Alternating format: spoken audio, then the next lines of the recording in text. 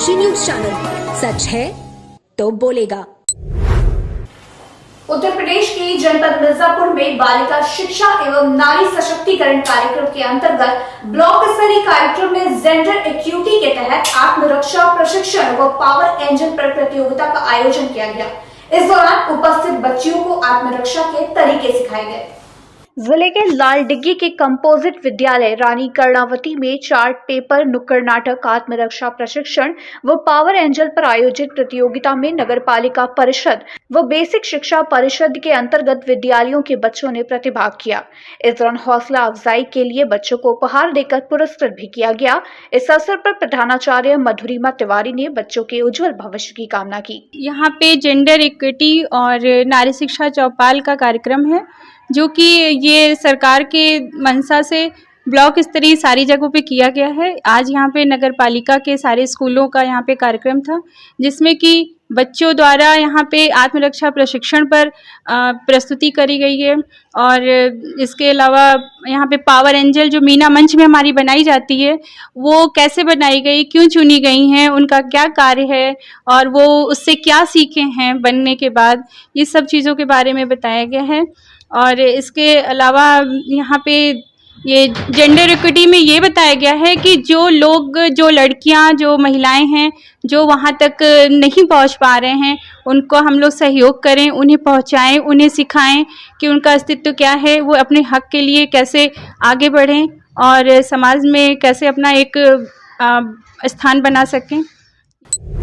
वाराणसी विधान परिषद सदस्य के लिए भारतीय जनता पार्टी के प्रत्याशी सुदामा पटेल सहित समाजवादी पार्टी के प्रत्याशी उमेश यादव ने कलेक्टर के स्थित नामांकन कक्ष में अपना नामांकन दाखिल करवाया। इस दौरान दोनों प्रत्याशियों के समर्थकों के इकट्ठा होने से नामांकन स्थल पर खासी गहमा गर्मी रही। यूपी विधान परिषद चुनाव के लिए सोमवार को नामांकन का आखिरी दिन था। नामांकन के अंतिम दिन सपा से उमेश यादव एवं भारतीय जनता पार्टी से सुदामा पटेल ने अपना नामांकन दाखिल करवाया। वाराणसी विधान परिषद सदस्य के लिए अब तक लोक दल के प्रत्याशी जयराम पांडे, अन्नपूर्णा सिंह, बाहुबली छवि के ब्रजेश सिंह उर्फ अरुण सिंह ने पूर्व में ही निर्दल रूप से नामांकन कर दिया है। पर्चों की जांच 22 मार्च व नाम वापसी 24 मार्च तक किया जा सकेगा। वाराणसी एमएलसी चुनाव में 5 प्रत्याशी मैदान में हैं। करीब 5000 वोटरों द्वारा इनकी तकदीर का फैसला होना है। 9 अप्रैल को मतदान होने हैं और 12 अप्रैल को परिणाम जारी किए जाएंगे। शुरू से ही हम लोगों के मुद्दे विकास के मुद्दे रहे हैं और आगे भी विकास के मुद्दे रहेंगे। आपका टक्कर किससे है? हम लोकतांत्रिक तरीके से चुनाव लड़ रहे हैं, हमारा टक्कर किसी से नहीं है। हमारे साथ आम जनमानस और जितने भी पदाधिकारी हैं, जो है सभी जनप्रतिनिधि, सभी लोगों का सम्मान हमें मिल रहा है। हमारा टक्कर किसी से नहीं है। हम समाजवादी पार्टी के सिपाही हैं और सभी लोगों का सहयोग, आशीर्वाद, प्यार मिल रहा है। हमने अभी एक सेट में नामांकन किया, एक सेट में थोड़ी देर में करेंगे। 2 सेट में हमारा नामांकन है आज। अभी तो नामिनेशन हो रहे हैं। पूर्ण रूप से सभी प्रत्याशी सामने आ जाएंगे, कौन लड़ रहा है, क्या लड़ रहा है, तब ना। अभी तो हम नामिनेशन किए हैं, हम आगे हैं। अब जो लोग आएंगे सामने तब न देखा जाएगा, अभी तो कोई नहीं है। उम्मीद जीत की है। योगी जी और मोदी जी की सरकार में हम लोग विकास की राजनीति पे काम करते हैं, विकास की राजनीति के कार्यकर्ता हैं।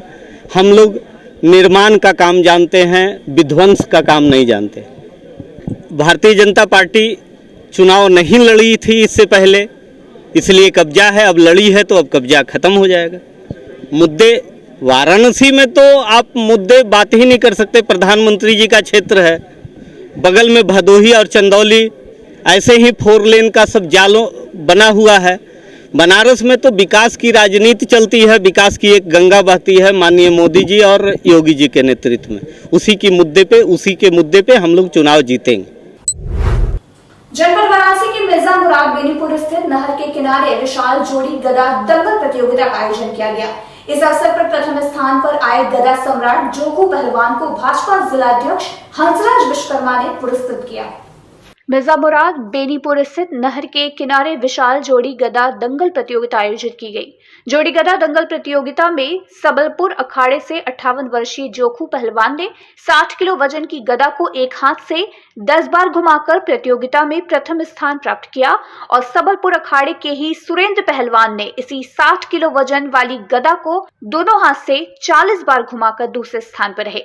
हरदासपुर अखाड़े के संजय पहलवान ने 50 किलो वजन के गदा को दोनों हाथ से 13 बार फेरकर तीसरे स्थान पर रहे।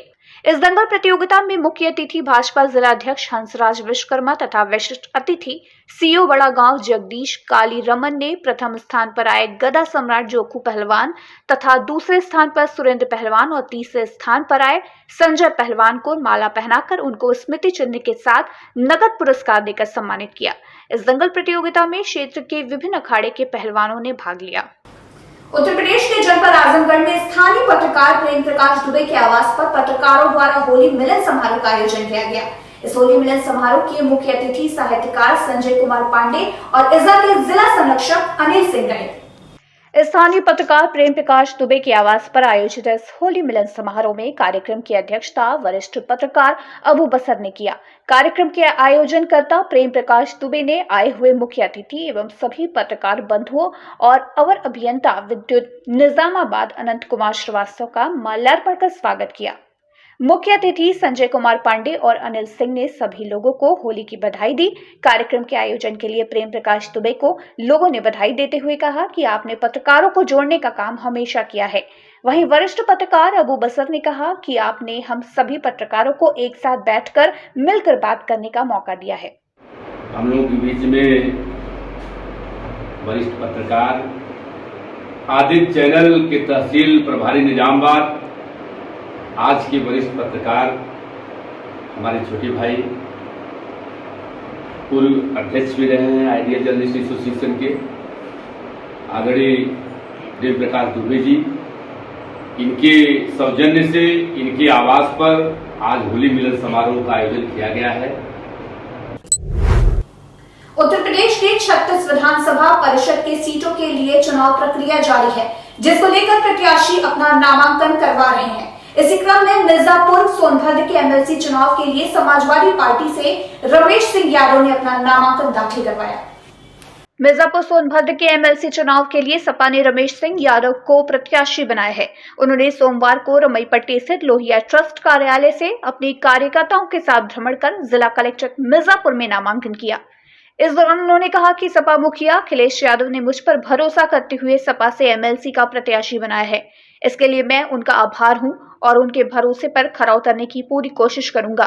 इस दौरान जिला अध्यक्ष देवी चौधरी समेत भारी संख्या में कार्यकर्ता अखिलेश यादव का जयकारा करते दिखाई दिए। समाजवादी पार्टी से नामांकन किया हूँ आज मिर्जापुर सोनभद्र एमएलसी पद हेतु और माननीय राष्ट्रीय अध्यक्ष अखिलेश यादव की योजनाओं को साकार करने के लिए हम जैसे आज पूरे जनपद मिर्जापुर सोनभद्र जो स्थानीय निकाय हो रहा है एमएलसी के लिए, उसमें सारे कार्यकर्ताओं में गरीब, खासकर गरीब कार्यकर्ताओं में ये आज जोश है और सारे प्रधान और बीडीसी, सभासद, जिला पंचायत सदस्य, ब्लॉक प्रमुख, सारे लोग इस बार पहली बार ये चुनाव स्वयं के प्रत्याशी मान के चुनाव लड़ रहे हैं और 100% विजय होगी। वाराणसी के भेलूपुर थाना अंतर्गत बड़ी गैबरी इलाके में मौजूद पूजा इंटरप्राइजेस के कर्मचारी से मुंह पर गमछा बांधे 3 बदमाशों ने 2 लाख रुपए की छिनैती को अंजाम दिया है। कर्मचारी युवक फर्म से पैसा पंजाब नेशनल बैंक में जमा कराने ले जा रहे थे। फिलहाल घटना की सूचना पर DCP Kashi zone RS Gautam, SP Bhelupur Praveen Kumar Singh मय फोर्स मौके पर पहुंचे हैं और उक्त कर्मचारी से आवश्यक पूछताछ की जा रही है। डीसीपी काशी जोन के अनुसार सभी पहलुओं पर जांच की जा रही है। सीसीटीवी फुटेज की मदद से अभियुक्तों की तलाश की जा रही है। इस संबंध में पूजा इंटरप्राइजेस के कर्मचारी भुक्तभोगी राजनारायण ने बताया कि वो आज चार्टर्ड अकाउंट अनिल कपूर के यहाँ से संचालित होने वाली पूजा इंटरप्राइजेस कंपनी के लिए कार्य करता हूँ। आज मुझे 2 लाख रुपए पंजाब बैंक, जो कि कर्नाटक बैंक के बगल में है, जमा करवाने के लिए सीए अनिल कपूर द्वारा दिया गया था, जिसे साइकिल से ले जा रहा था। कुछ ही दूर आगे बढ़ा तो एक व्यक्ति दिखा जो बाइक पर बैठकर मोबाइल से बात कर रहा था और मुझे ही देख रहा था। उक्त व्यक्ति का चेहरा गमछे से बंधा हुआ था। राजनारायण ने बताया कि जैसे ही मैं उनके पास पहुंचा तो 2 लोग और वहां खड़ी कार के पीछे से निकल आए और मेरे पास से रुपयों से भरा बैग छीनने लगे। उन्होंने मुझे धक्का देकर बैग छीन लिया और बाइक से लेकर भाग गए। राजनारायण ने बताया कि सभी काले कलर के हीरो होंडा स्प्लेंडर से थे और सभी ने अपना मुंह गमछे से ढक रखा था। वहीं चार्टर्ड अकाउंट अनिल कपूर ने बताया कि हमने करीब 11:15 बजे राजनारायण को 2 लाख रुपए कैश लेकर राजनारायण को बाइक में जमा करवाने के लिए दिया था। अनिल ने बताया कि दोपहर 12:16 पर राजनारायण का कॉल आया। उसके साथ कुछ लोगों ने छिनैती की है। हम वहां पहुंचे स्कूटर से और उसे लेकर महमूदगंज रोड पर गए पर कोई नहीं मिला। उसके बाद वापस घटना स्थल पर आए तो वहां एक अस्पताल के गार्ड से पूछा तो उन्होंने कहा कि राजनारायण ने कोई शोर नहीं किया वरना हम मदद करते।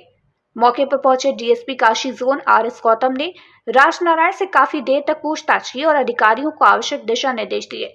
डीसीपी ने बताया कि पूजा एंटरप्राइजेस बड़ी गैबी में काम करने वाले राजनारायण फर्म का 2 लाख रुपए बैंक में ले जाने के लिए निकले थे, जिसे इनके अनुसार 3 अज्ञात लोगों ने कुछ ही दूर जाने पर छीन लिया और भाग गए। इस संबंध में विधिक कार्यवाही की जा रही है। सीसीटीवी फुटेज और पूछताछ के आधार पर पुलिस टीम को कार्य सौंप दिया गया है। ये पूजा CM कपूर जी के यहाँ किस चीज़ का ये है यहाँ पे काम चार्टर्ड अकाउंटेंट है और ये कंपनी है एक लॉटरी चौकोपाई का, उसी का पैसा लेकर जा रहे थे। तो कहाँ लेकर जा रहे थे पैसा? ये नटराज बैंक के पास पंजाब से जा रहे थे? साइकिल से। क्या हुआ आपके साथ घटनाएं? हमारे साथ सर जा रहे थे यहाँ से साइकिल से, तो कार के पास 3 आदमी थे जिसको 2 को हम देखे नहीं। एक जो था गाड़ी से था वो कॉल पे लगा था, तो कॉल पे हमको देख कर मतलब बात कर रहा था। उसके बाद फिर पीछे से एक आया है बहुत लंबा सा आदमी, हमको पीछे से पकड़ के मेरा एक तरफ से हाथ पकड़ बैग निकाल के छीन के तीनों के तीनों गाड़ी से भाग गए। कौन सी गाड़ी थी? ब्लैक कलर की हीरो स्प्लेंडर। बस मैंने इसको कैश लेके भेजा बैंक में और 2-4 मिनट बाद ही इसका मेरे पास फ़ोन आ गया कि भैया आइए हमारा बैग लेके कोई छीन के भागा है। बस मैं तुरंत गया हूँ और इसको स्कूटर पर बैठा के महमूदगंज रोड पे भी गया देखने के लिए, लेकिन कोई मिला नहीं। वापस आया तो पता चला कि वो डॉक्टर तेलंग के बाहर इससे पूछा कि कहाँ पे गिरा था, तो कह रहा है कि तेलंग के पास बैग छीन के भागे हैं। वहाँ पे 2-3 गार्डों से भी पूछा तो उन लोग ने कहा कि हम लोग को इसने शोर ही नहीं मचाया, जिसकी वजह से हम लोग पकड़ ही नहीं पाए उसको। क्या इनको चोट वोट भी लगी आपके जो है? हाँ, ये कह तो रहा है कि जो है उसको पकड़ने के लिए पीछे भागे, उन्होंने धक्का दिया तो गिरे तो यहाँ पे उसके चोट लगी है हल्की। कितना कैश दिए थे? 2 लाख रुपए। सुबह कितने बजे की घटना है ये इसका फ़ोन मेरे पास 12:16 पे आया। ये पूजा एंटरप्राइजेज है और इनका एक सेवक है राजनारायण, वो 2 लाख रुपए ले करके और अपने इसी फर्म से निकला था और फर्म के कुछ ही कदमों के पास में ही इनका कहना है कि वो बैग छीन लिया गया है, जिसके संबंध में विधिक कार्रवाई की जा रही है और अपराधियों का और साथ ही साथ जो पैसा है उसकी रिकवरी की टीम के द्वारा कार्रवाई की जा रही है। तो सर किसी तरह का सीसीटीवी फुटेज में कुछ साक्ष्य संकलन की कार्रवाई की जा रही है। इस वर्ष यूपी बोर्ड में 10वीं 12वीं की परीक्षाएं आगामी 24 मार्च से शुरू हो रही हैं, जिसको लेकर जनपद चंदौली में जिलाधिकारी ने शासनादेश के अनुसार सभी तैयारियों को अविलंब पूर्ण करने की हिदायत दी है। साथ ही उनका कहना है कि परीक्षा सुचिता पूर्ण एवं नकल विहीन कराने के लिए जिला प्रशासन कटिबद्ध है। माध्यमिक शिक्षा परिषद उत्तर प्रदेश द्वारा संचालित वर्ष 2022 की हाई स्कूल इंटरमीडिएट की परीक्षाएं दिनांक 24 मार्च से प्रारंभ होकर 12 अप्रैल तक चलेंगी। जनपद में उक्त परीक्षा को शुचितापूर्ण एवं नकल विहीन कराए जाने के दृष्टिगत जिलाधिकारी संजय सिंह की अध्यक्षता में महेंद्र टेक्निकल इंटर कॉलेज के सभागार में सेक्टर जोनल स्टैटिक मजिस्ट्रेट व केंद्र व्यवस्थापकों के साथ बैठक संपन्न हुई।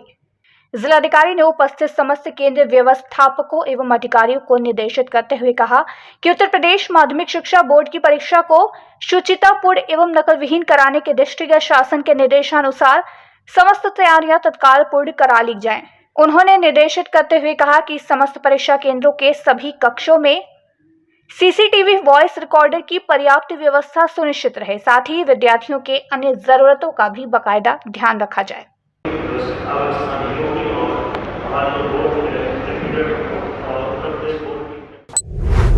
उत्तर प्रदेश के जनपद चंदौली में संयुक्त किसान मोर्चा ने राष्ट्रपति के नाम एक पत्र लिखकर अपनी समस्याओं से उन्हें अवगत कराने का प्रयास किया है, संयुक्त किसान मोर्चा के किसानों का कहना है कि सरकार अपने किए हुए वादे से मुकर चुकी है।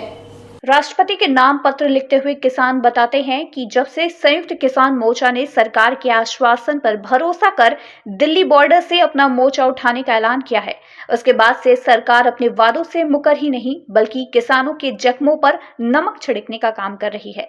इसलिए पूरे देश के किसानों ने 31 जनवरी को विश्वासघात दिवस मनाया था और 8 जिलों में ज्ञापन सौंपा था। बहुत अफसोस है कि उस ज्ञापन से अब तक हालात में बदलाव नहीं हुआ बल्कि स्थितियां और बदतर हो गई हैं।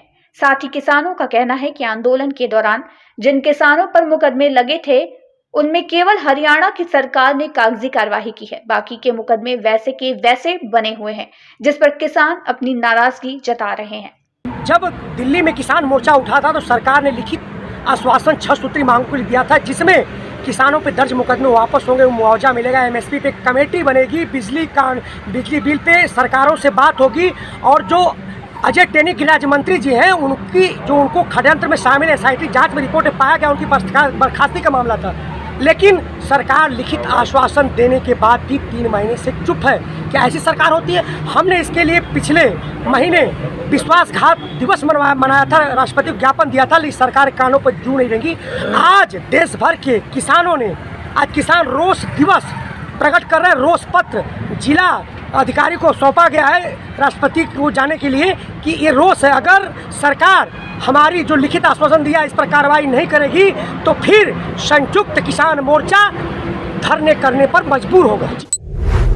बांसुरी की धुन सुनते ही हमारे मन में भगवान श्री कृष्ण का बांसुरी वाला रूप सामने आ ही जाता है, परंतु बांसुरी को खुद बजाने की बारी आए तो हम में से अधिकतर असफल हो जाते हैं। जरा सोचिए, कोई बांसुरी विक्रेता आपको फ्री में बांसुरी बजाने की शिक्षा देता है तो कितनी खुशी की बात है। जी हाँ, जनपद वाराणसी के अस्सी घाट पर मुस्ताक नामक व्यक्ति फ्री में बांसुरी बजाने की शिक्षा देते हैं। आइए जानते हैं उनके विषय में। अस्सी घाट स्थित मुस्ताक नामक व्यक्ति लोगों को बांसुरी बजाने की शिक्षा निःशुल्क देते हैं। बता दें कि मुस्ताक अस्सी घाट पर पिछले कई वर्षों से बांसुरी बेचने का कार्य कर अपने परिवार का भरण पोषण करते हैं। मुस्ताक ने बताया कि हम अस्सी घाट पर बांसुरी बेचते हैं तथा लोगों को निःशुल्क बांसुरी बजाना सिखाते हैं। उन्होंने कहा कि हमने न केवल देश के लोगों को ही बांसुरी बजाना सिखाया है बल्कि विदेशी मेहमानों को भी निःशुल्क बांसुरी बजाना सिखाते हैं। उन्होंने ये भी बताया कि लोग बांसुरी बजाना सीखने के बाद जो भी उनकी श्रद्धा होती है वो हमें देते हैं। अगर नहीं भी देते हैं तो हम उनसे किसी भी प्रकार की डिमांड नहीं करते।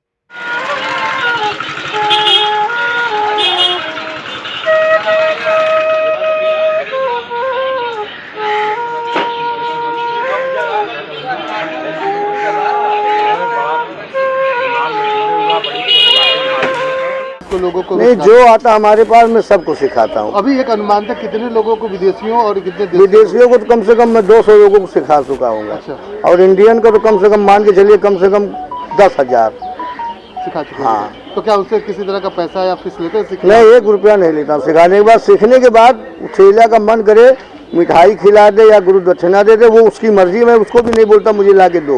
रोजी रोटी कैसे चलती? बस इसी से चलता है सर, रोजी रोटी अपने कर लेते हैं। अब इसका कोई डिमांड नहीं है, बिजनेस है। कभी 500 भी बिक गया, कभी 1000 भी बिक गया, कभी 200 बिका, कभी कुछ भी नहीं बिका।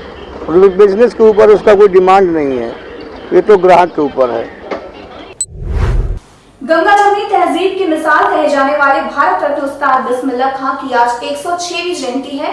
उस्ताद बिस्मिल्लाह खां की जयंती के अवसर पर उनके चहेते और परिजनों ने वाराणसी के दरगाह फातिमान स्थित बिस्मिल्लाह खां की कब्रगाह पर फातिहा पढ़ी, तो वहीं उनके श्रद्धांजलि स्वरूप कब्रगाह पर पुष्प अर्पित करते हुए नम आंखों से उन्हें याद किया।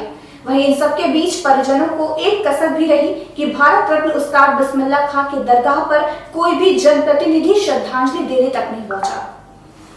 तस्वीरों में दिख रहा ये कब्रगाह कोई आम कब्रगाह नहीं बल्कि देश में गंगा जमुनी तहजीब की मिसाल कहे जाने वाले शहनाई के सम्राट भारत रत्न उस्ताद बिस्मिल्लाह खां की कब्र इस कब्रगाह में स्थित है, जो देश की एकता और भाईचारे की एक मिसाल है।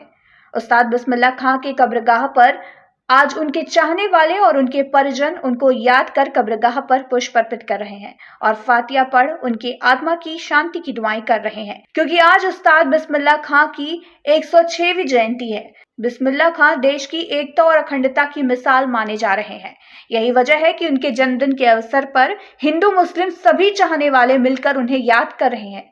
भारत रत्न उस्ताद बिस्मिल्लाह खां का जन्म 21 मार्च 1916 में बिहार के डुमराव जिले में हुआ था।